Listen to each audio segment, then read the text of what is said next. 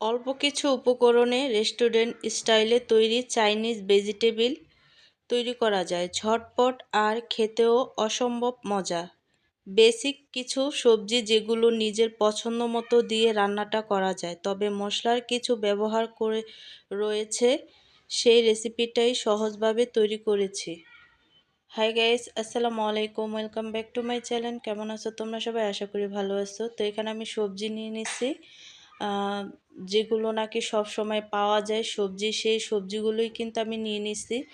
আর এখানে আমি পানি বসাইছি, সবজিগুলো হালকা একটু কুক করে নেব, তাহলে অনেকটা ভালো হয়।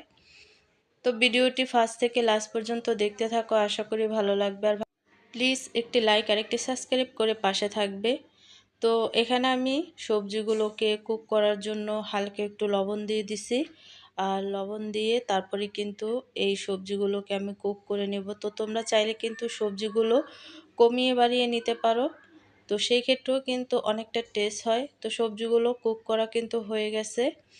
তো এই পর্যায়ে এসে আমি এখানে একটু তেল আর সামান্য একটু আদা রসুন দিয়ে দিছি। তোমরা চাইলে কিন্তু আদা রসুন কুচি দিয়েও এই সবজিটা রান্না করতে পারো।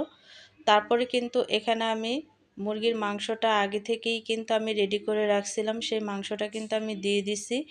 দেওয়ার পরে কিন্তু খুব ভালো করে তেলের সাথে আমি মাংসটাকে ভেজে নেব। তো তেলের সাথে মাংসটাকে ভেজে নেওয়ার পরে কিন্তু দেখা গেছে একেবারেই কিন্তু মাংসটা ভাজা ভাজা হয়ে যাওয়ার পরে এখানে আমি অ্যাড করে দিব পাকা টমেটো। তোমরা চাইলে কিন্তু টমেটোর বদলে ক্যাপসিকামটা ব্যবহার করতে পারো। তো তারপরে কিন্তু আমি পেঁয়াজটাকে দিয়ে দিচ্ছি। তারপরে এখানে আমি দিয়ে দিচ্ছি কাঁচামরিচ। আর তোমরা যদি চাও তাহলে কিন্তু কাঁচামরিচটা স্কিপ করতে পারো। তারপরে এখানে আমি দিয়ে দিচ্ছি পেঁয়াজের যে কলিটা থাকে সেই কলিটা। তো পেঁয়াজের কলিটা দিলেও কিন্তু এই সবজিটা অনেক খেতে ভালো লাগে। তো দেওয়ার পরে কিন্তু এই সবজিগুলোকে খুব ভালো করে আমি মিক্স করে নেব আর তেলের সাথে একটু ভাজা ভাজা করে নেব। আর এই সবজিগুলোকে আমি যখন রান্না করব তখন কিন্তু চুলাটা হাই হিটে থাকতে হবে, কারণ চাইনিজ সবজিগুলো খুব হাই হিটে রান্না করতে হয়।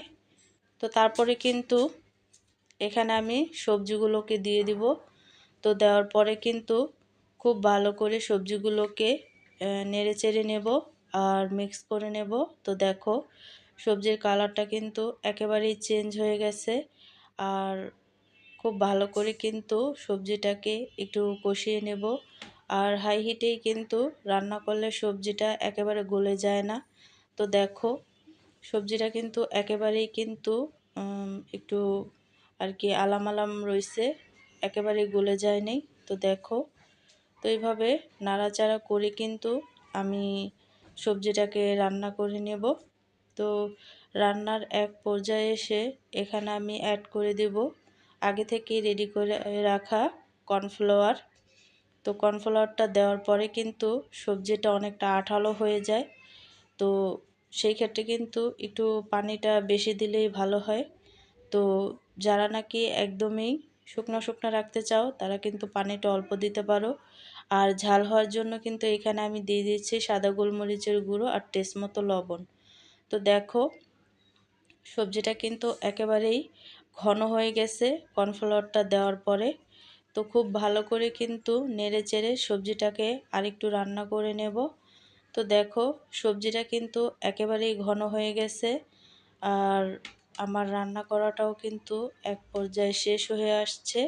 তো আমি আর রান্না করব না, কারণ সবজিটা আর বেশি রান্না করলে দেখা গেছে গলে যেতে পারে। তো আমি পরিবেশন করে নিয়েছি, দেখতেই পাচ্ছ খুব সহজভাবে শীতের এই ভরপুর মৌসুমে কিন্তু টাটকা এই সবুজ এবং হলুদ সবজি দিয়ে খুব সুস্বাদু একটা রেসিপি তৈরি করা যায়, সেটা হচ্ছে চাইনিজ ভেজিটেবল রেসিপি। আর এই রেসিপিটা তৈরি করা খুবই সহজ এবং খেতে কিন্তু অনেকটাই টেস্ট হয়েছে। তো তোমরা তৈরি করলেও বুঝতে পারবে কতটা টেস্ট হয়েছে। তো ঘরে কিন্তু খুব সহজে এই রেসিপিটা আমরা তৈরি করতে পারি। তো আজকের রেসিপিটা কেমন লাগছে অবশ্যই কমেন্টে জানাবে। তো অন্য কোনো রেসিপি নিয়ে আবার হাজির হব। আল্লাহ হাফেজ।